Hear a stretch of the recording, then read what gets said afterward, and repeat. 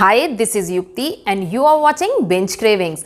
और आज की हमारी वीडियो में है कच्छ की special recipe dabeli.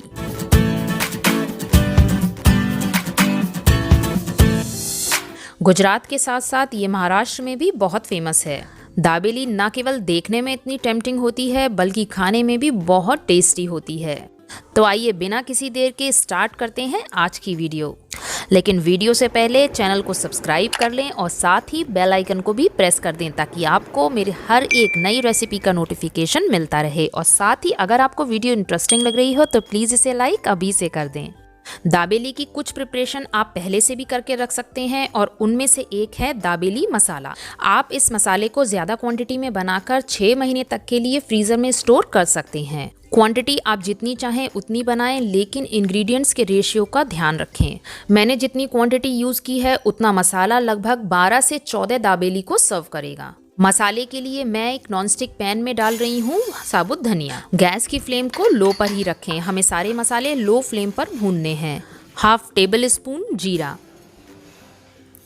1 table spoon साबुत सौंफ, 4 से 5 लौंग, 1 चक्रफूल, 1 बड़ी इलायची, छोटा सा टुकड़ा दालचीनी का, 1.5 टेबल स्पून तिल, 1 टीस्पून साबुत काली मिर्च, 2 तेजपत्ता।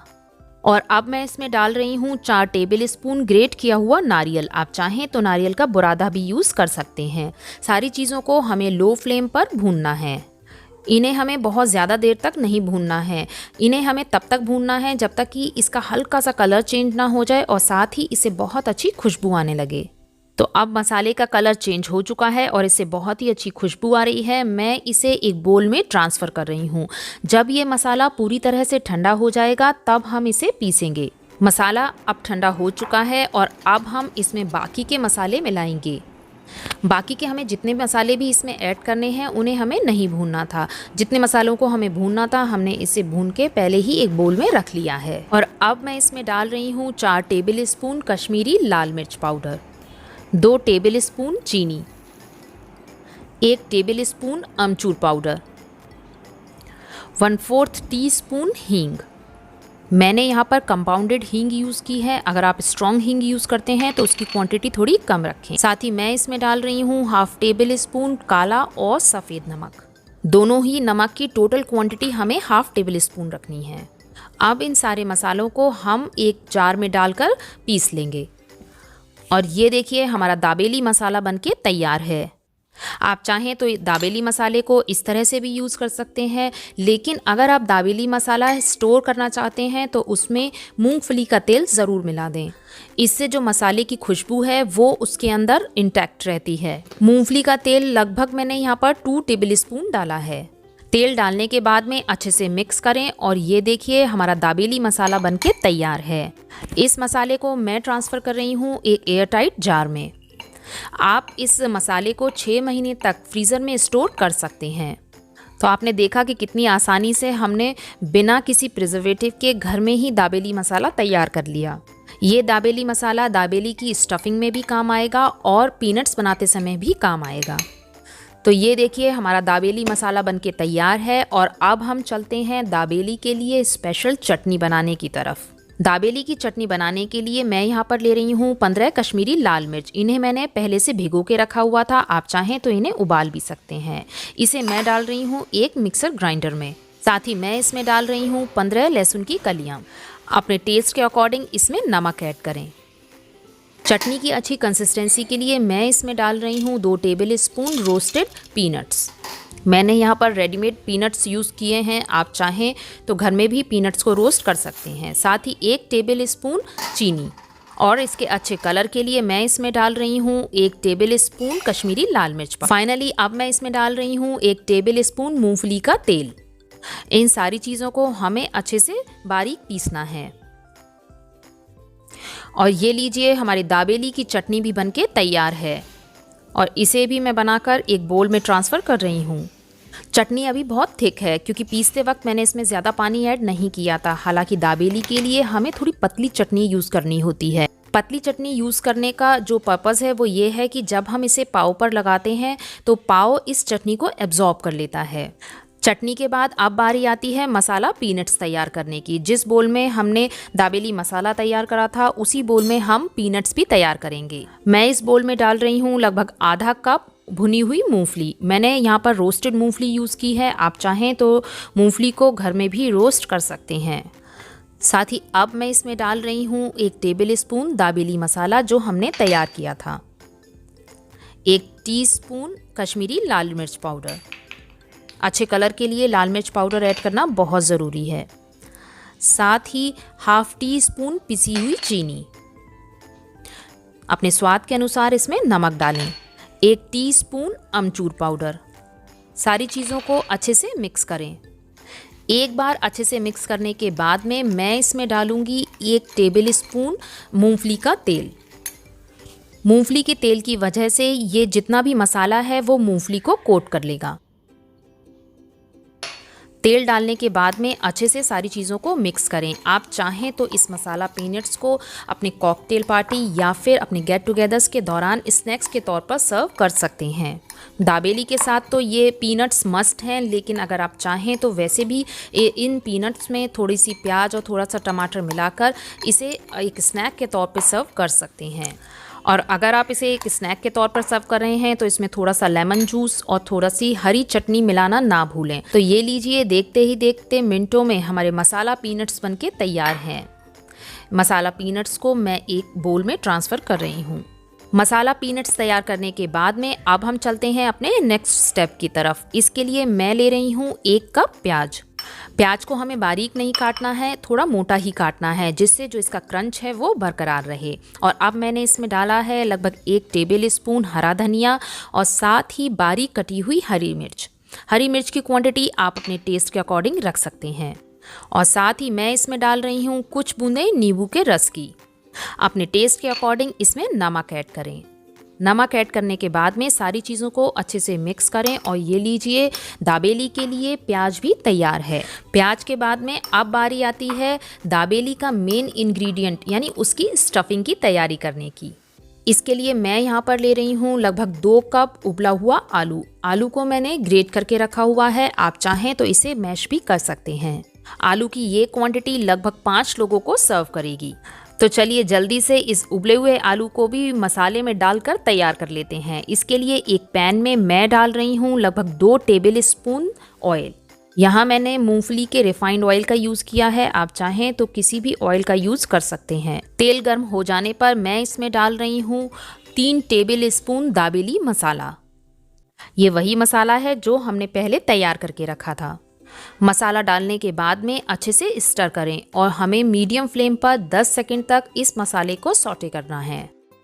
मसाले के एक बार भुन जाने के बाद हम इसमें डालेंगे उबला हुआ आलू, जिसे हमने पहले से ग्रेट करके रखा हुआ है।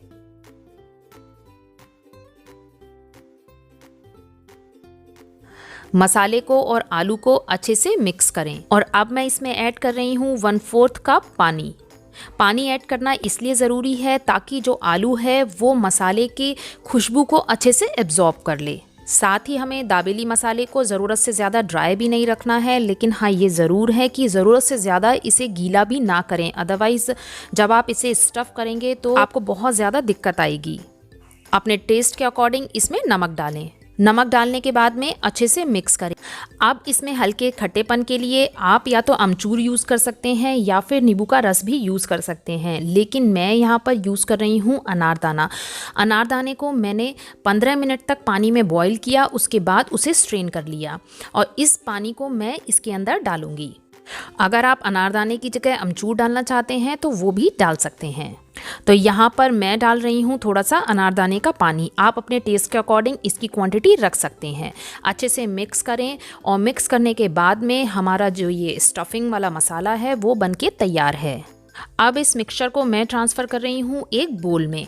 आप चाहें तो किसी प्लेट का भी यूज़ कर सकते हैं, लेकिन इसी तरह से हमें इस मिक्सचर को डालना है। इवनली स्प्रेड करें। अब इसके ऊपर मैं डाल रही हूँ ग्रेट किया हुआ ताज़ा नारियल। अगर आप चाहें तो गोले का बुरादा भी यूज़ कर सकते हैं। अब इसके ऊपर मैं डाल रही हूँ थोड़े से मसाला पीनट्स। थोड़ा सा बारीक कटा हुआ हरा धनिया। इसकी जो गार्निशिंग है वो इसको और भी ज़्यादा टेम्पटिंग बना रही है। और अब मैं इसके ऊपर डाल रही हूँ प्याज, जो कि हमने तैयार की थी। और प्याज के बाद में बारी आती है कुछ दाने अनार के डालने की। अनार के बाद में मैं इसके ऊपर डालूंगी थोड़े से सेव। अच्छे से प्रेस करें ताकि जिस समय हम इस स्टफिंग को बोल से निकालें तो ये चीज़ें ऊपर की ना गिरें। तो ये लीजिए, हमारा दाबेली की स्टफिंग भी बनके तैयार है। तो दाबेली की जो सारी तैयारियां थी वो पूरी हो चुकी हैं। ये है दाबेली की स्टफिंग। थोड़े से हमें बेसन के सेव चाहिए, साथ ही हमें चाहिए थोड़ी सी इमली की मीठी चटनी, थोड़ा सा हरा धनिया गार्निशिंग के लिए, थोड़े से अनार के दाने गार्निशिंग के लिए, थोड़ा सा नारियल ऑप्शनल है, थोड़े से पीनट्स भी बाद में ऑप्शनल है क्योंकि हम उसमें पहले भी ये चीज़ें डाल चुके हैं। और साथ ही दाबेली की चटनी जो कि हमने इसके लिए स्पेशली तैयार की थी, और साथ ही पाव। दाबेली बनाने के लिए हमें पाव को बीच में से थोड़ा सा कट करना है। इसको हमें कॉर्नर से कट करना स्टार्ट करना है जिससे कि इसके जो दो हिस्से हैं वो जुड़े रहें। इस तरह से हमें इसे कट करना है, जबकि पीछे का हिस्सा इसका जुड़ा रहेगा। काटने के बाद में हम इसके दोनों साइड्स को अंदर की दोनों तरफ से इसे अंगूठे से अच्छे से प्रेस करेंगे जिससे इसके अंदर एक स्पेस क्रिएट हो जाए। और जब हम स्टफिंग करेंगे तो ज़्यादा स्टफिंग इसके अंदर आ पाएगी। इस तरह से हमें अच्छे से अंगूठे से सारे पाव को प्रेस करना है। ये देखिए, और ये ऊपर की तरफ से भी मैंने इसे प्रेस कर दिया है। प्रेस करने के बाद में अब बारी आती है इसमें मीठी चटनी और दाबेली की जो चटनी हमने तैयार की थी उसकी। सबसे पहले मैं लगा रही हूँ दोनों पाव में मीठी चटनी। चटनी लगाते समय अगर वो साइड्स में आ भी रही है तो कोई इशू नहीं है, क्योंकि इसके बाद हमें दोनों साइड से जो बेसन के सेव हैं वो इसके ऊपर लगाने हैं। तो दोनों पाव पे मैंने एक तरफ मीठी चटनी लगा दी है। अब दूसरी तरफ मैं लगाऊंगी दाबेली वाली चटनी। दाबेली की चटनी लगाने से पहले उसे थोड़ा पतला ज़रूर कर लें ताकि पाव की जो ब्रेड है वो उसे एब्जॉर्ब कर ले। और इसी तरह से मैं अब दूसरे पाव पर भी दाबेली की चटनी लगा लूँगी। और इसी तरह से हमें सारे पाव तैयार करने हैं। चटनी के बाद में अब बारी आती है इसमें स्टफिंग रखने की। थोड़ी थोड़ी क्वांटिटी में आप चम्मच में स्टफिंग लें, उसे अच्छे से दबाएं और फिर इसके अंदर और स्टफिंग रखनी है। अच्छे से दबाने के बाद में अब मैं इसके अंदर डालूँगी प्याज। सारी चीज़ें हमें दबा दबा के ही इसके अंदर डालनी है। और फिर से मैंने इसके अंदर थोड़ा सा स्टफिंग रख दी है और इस तरह से साइड से इसे क्लीन कर दिया है। ये देखिए, आप दबाते जाएं और स्टफिंग डालते जाएं। बाहर की साइड से इवन करने के बाद में अब जो हमने बेसन के सेव रखे हैं उसमें इसे इस तरह से लगाएंगे ताकि जो बेसन के सेव हैं वो इससे चिपक सकें। और इसी तरह से हमें बाकी की दाबेली भी तैयार करनी है। और फाइनली अब बारी आती है इन्हें सेकने की। दाबेली सेकने के लिए हम यूज़ करेंगे बटर का। आप दाबेली को जितने ज़्यादा बटर में सेकेंगे ये उतनी ज़्यादा टेस्टी लगेगी। हालांकि हेल्थ को ध्यान में रखते हुए मैं यहाँ पर बटर की मॉडरेट क्वांटिटी ही यूज़ कर रही हूँ। अच्छे से दबाते हुए इसे हमें हर तरफ से सेकना है। सब तरफ से सेकने के बाद में आप इसे गर्मा गर्म सर्व करें। आज की ये रेसिपी आपको कैसी लगी कमेंट सेक्शन में जाके ज़रूर बताइएगा। और साथ ही इस रेसिपी को अपने फ्रेंड्स और अपनी फैमिली के साथ ज़रूर शेयर करें। फिर मिलती हूँ एक नई रेसिपी के साथ। Till then take care.